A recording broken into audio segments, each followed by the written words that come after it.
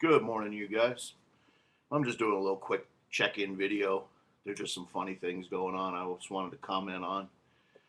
So again, we got the government and Fraud Street, the Fed, all of them. Well, they're mad, because a lot of people aren't buying stocks. They just don't understand it. Why do the people not trust the stock markets? Anybody with a brain sees the whole thing's just nothing but a contrived, manipulated, bunch of BS. They're wondering why we don't rush in and buy stocks. Well, it looks like, an old, theme of mine is playing out. They were going to pump up these stocks, by any means they could. And then the retail investing public is supposed to rush in and buy the top of this pump off their hands. And then they're free and clear. They wipe their hands and they're done. Well, nobody's buying it.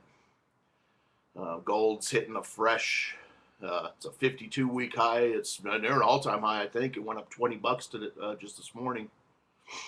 So there's things going on that are, just crazy. They're talking again about next week that they might do this, a next round of printing money, quantitative easing stuff. And they're going to print up a few $1 trillion or whatever it is. But everything's fine, don't worry about that. But we just need to print up a few $1 trillion, to spread around to the banksters. They feel they don't have enough money. They got everything in the country already robbed. But they don't have enough, so they need to invent some more stuff to rob. It's crazy. And I heard a little debate last night about, well, what are the people, what's going on? What will the people do? Well, sorry about that. But at some point here, the people are going to do something.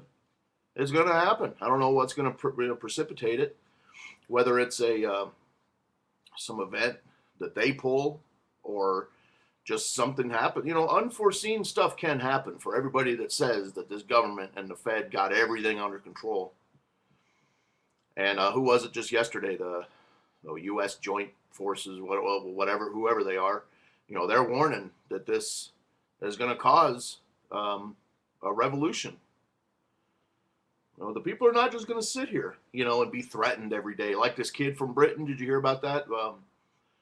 He called the White House, a British kid, called the White House and said that Obama's a prick. So he's now on the terrorist watch list, and he's banned from ever coming to the U.S. Could you imagine if something like that happened just a few years ago? You remember the stuff that was going on back then. There were, practically riots going on in this country. There were films being made about assassinating Bush. But now if they get a phone call to the White House and some kid from England says the president's a prick, that's, oh, you're a terrorist, clearly. And they're coming down with a friggin' boot heel on us. They're mad that we're not buying their stocks. They're mad that we're calling them a bunch of crooks. Because we know who they are, And it's like for whoever wrote me on my last video, for the 9/11 Commission. You can go back and read those comments yourself. Go read them. Never made an argument with anything I was saying, just that I shouldn't be saying that or something. Yeah, you can talk about the New World Order and you can talk about the Fed and all this stuff all day, but you can't identify the people by name and say who they are. Yeah, you're not supposed to do that. I don't get it. Well, you're just supposed to be against the letters, New World Order, the NWO. You're just supposed to be against those three letters, I guess, put together in that manner. So somebody was arguing with me about that video.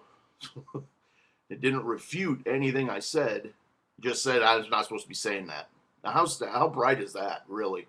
And of course, this person always says that she's way smarter than you. You don't know anything. She's some kind of a upper being or something. Which you can't argue anything you say. Just says you're not supposed to say that. How stupid is that? Really at this stage. I don't know. This New World Order. I keep getting this feeling that they're telling us exactly what's going on, and they're telling some of us that can see what the hell's going on in order to be able to get through it, and survive it.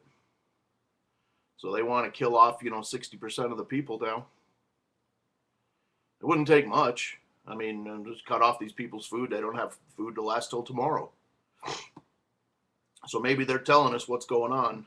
But on the other hand, you might not. Most people may not want to survive to see what's going to happen if if stuff kind of settles down in a few months, and there'll be millions of people dead in this country if they just cut off basic services.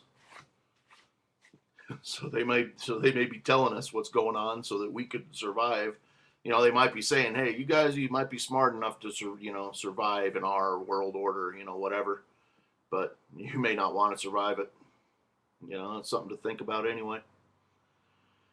Anyway, I just wanted to drop in and leave you a link or two and keep this short, and have a good day. Talk to you later.